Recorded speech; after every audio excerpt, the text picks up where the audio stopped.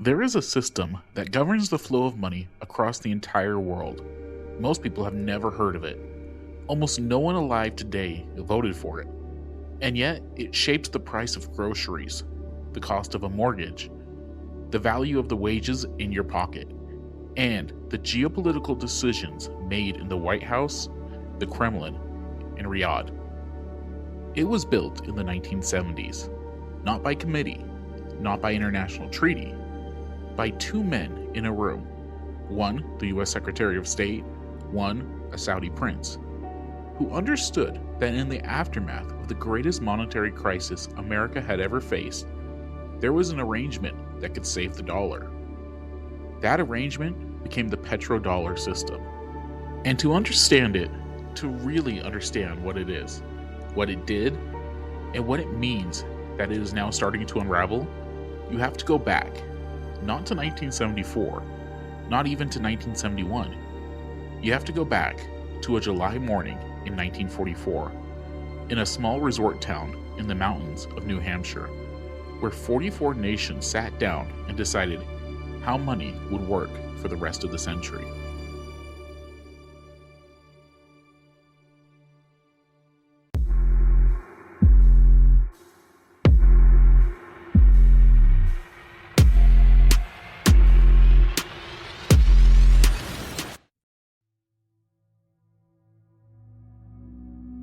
The world in 1944 was in ruins, not just physically, though the cities were rubble and the roads were cratered, but financially. The 1930s had been defined by economic catastrophe, competitive disvaluation, collapsing trade, beggar thy neighbor policies that had deepened the Depression, and, many historians argue, made the Second World War more likely. The great powers had learned a brutal lesson. Financial chaos leads to political chaos, and political chaos leads to war. So, in July 1944, with the fighting still ongoing in Europe and the Pacific, representatives from 44 nations gathered in the mountains of New Hampshire to build something new. They called it the Bretton Woods system, and its central idea was elegantly simple. The dollar would be fixed to gold, $35 per ounce, guaranteed by the United States government, redeemable on demand. Every other currency would be fixed to the dollar. The whole system would float on a single anchor: America's gold reserves, the largest in the world. The United States controlled 2/3 of the world's gold supply in 1944. The dollar was as good as gold, literally. It worked. For a generation, it worked remarkably well. The post-war economic boom, the Marshall Plan, the reconstruction of Europe and Japan, the explosion of global trade, all of it ran on a monetary system anchored to the dollar, anchored to gold, anchored to American credibility. But the system had a flaw baked into its foundation, a flaw that economists saw coming for years, a flaw that could not be fixed, only delayed. The problem was called the Trifton Dilemma, after Belgian-American economist Robert Trifton, who described it with uncomfortable precision in 1960. His argument was this: for Bretton Woods to work, the world needed dollars. Global trade ran on dollars. Foreign governments held dollars as reserves. The more the world grew, the more dollars it needed. But the more dollars America printed and spent into the world, the more dollars there were relative to the gold backing them. And the more dollars there were relative to the gold, the more fragile the promise became. The promise that any country could walk up to the window and exchange their dollars for gold at $35 an ounce. America was spending dollars it didn't have.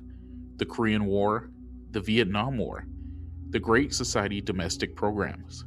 Hundreds of billions of dollars flowing out of the American economy and into the world. By the late 1960s, there were far more dollars in circulation globally than there was gold in Fort Knox to back them. Foreign governments could see the math. France, always suspicious of American financial homogeneity, began demanding gold in exchange for their dollar reserves. Other countries started watching nervously. And then, in the summer of 1971, the run began. Britain requested $3 billion in gold from Fort Knox. Switzerland quietly left the Bretton Woods system. West Germany had already exited. The dollar was bleeding. Richard Nixon called his advisors to Camp David in August 1971 for a secret weekend meeting. The decision made in that room would change the global financial system forever.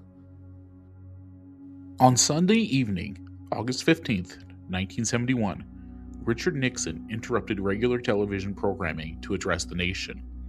He spoke calmly. He used phrases like temporary suspension and new economic policy. He did not say what he was actually doing. What he was actually doing was ending the Bretton Woods system, unilaterally, without consulting America's allies, who would wake up the next morning and find that the anchor of the global financial system had been pulled from the seabed overnight. The dollar was no longer backed by gold. It was backed by nothing except the promise of the United States government. A promise not backed by a physical commodity, but by faith. Faith in American institutions. Faith in American markets. Faith in American power. The reaction from America's allies was fury. French financial minister Valéry Giscard d'Estaing had long complained about what he called America's exorbitant privilege, the unique advantage the U.S. enjoyed by having the world's reserve currency. Now, Washington had unilaterally rewritten the rules without a single conversation with his partners. U.S. Treasury Secretary John Connally, asked what the consequences might be for foreign economies, reportedly said, "It's our dollar, but it's your problem." He wasn't wrong. It was everyone's problem. The dollar fell. Inflation surged. Currency markets lurched. The world had built its entire financial architecture around the assumption that the dollar meant something specific and stable. Now it didn't.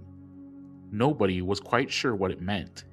And then, 2 years later, came the second shock. In October 1973, Egypt and Syria launched a surprise retaliatory attack on Israel to begin the Yom Kippur War. The United States resupplied Israel with arms and equipment. In response, the Arab members of OPEC, the Organization of Petroleum Exporting Countries, announced an oil embargo against the United States and any other nation supporting Israel. Within weeks, the price of oil quadrupled, from $3 a barrel to $12. Lines at American gas stations stretched around blocks. Speed limits were lowered. Daylight savings time was extended. The president asked Americans to turn down their thermostats and refrain from putting up Christmas lights. The oil shock finished what Nixon's shock had started. The American economy was in chaos. Stagflation, meaning inflation and recession simultaneously, a combination that economic textbooks had said was impossible. The dollar had no anchor. Oil was skyrocketing, and the Arab world was sitting on a sudden enormous surplus of dollars it didn't know what to do with. That was the crisis. But buried inside it, if you looked at it the right way, was the solution.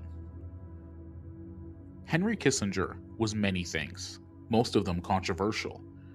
But he was, above all, a systems thinker. He understood power not as a matter of armies and flags, but as a matter of agreements, deals between powerful actors that created structure of mutual interest, stable enough to endure. Looking at the wreckage of 1973, the Nixon shock, the oil embargo, the stagflation, the dollar's sudden vulnerability, Kissinger saw both a problem and a geometry that might solve it. The problem was simple. Why would anyone hold dollars if dollars weren't backed by anything? The geometry was this: oil. Oil was the most essential commodity on Earth. Every economy needed it. Every military ran on it. The entire industrial world was organized around the assumption of cheap, accessible petroleum.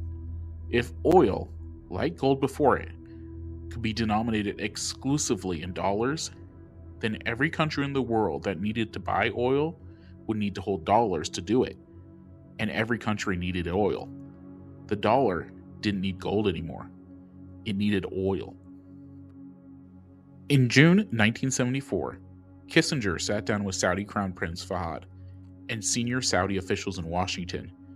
The agreement they reached, described in documents that remained classified until Bloomberg News obtained them through a Freedom of Information request in 2016, was straightforward in its logic, if extraordinary in its implications.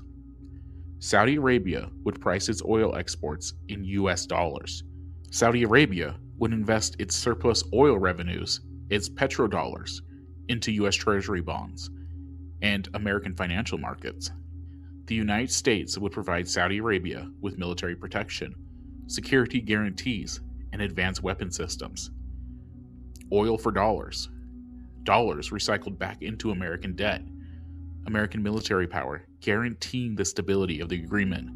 A triangle of mutual dependency so tightly constructed that it would take 50 years to begin to collapse.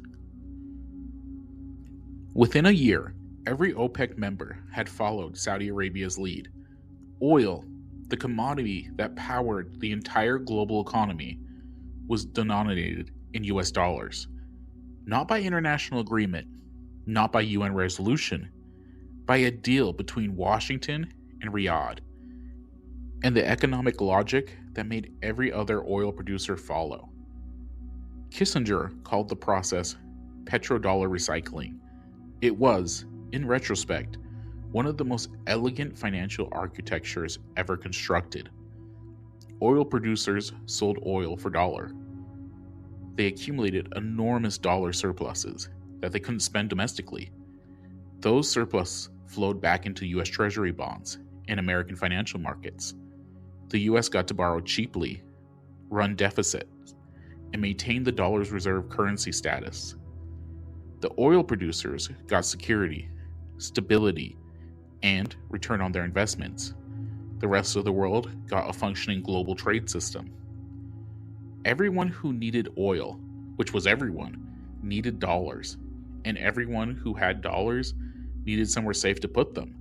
And the safest place in the world, backed by the world's largest economy and most powerful military, was the United States.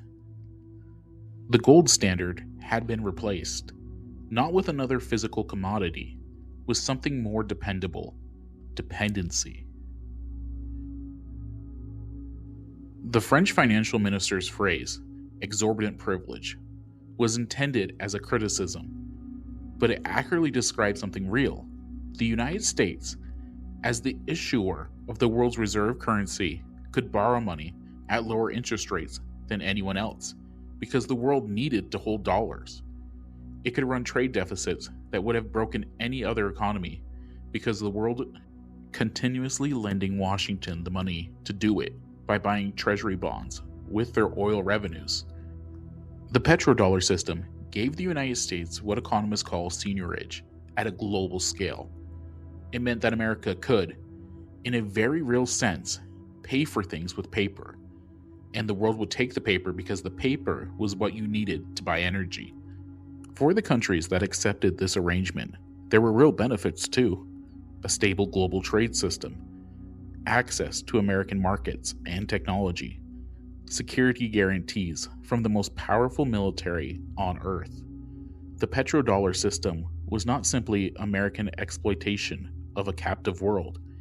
It was a system of mutual dependency, one that happened to give the United States a structural advantage unlike anything in the history of global finance. But the systems built on dependency have vulnerabilities. The moment the dependency weakens, the moment alternatives appear, the moment confidence erodes, the moment the anchor starts to drag, everything downstream begins to shift. In episode 2, we will look at what the petrodollar system actually did to the American economy and the world over the next 50 years, the privileges it created, the inequalities it enabled, and the weapon it became.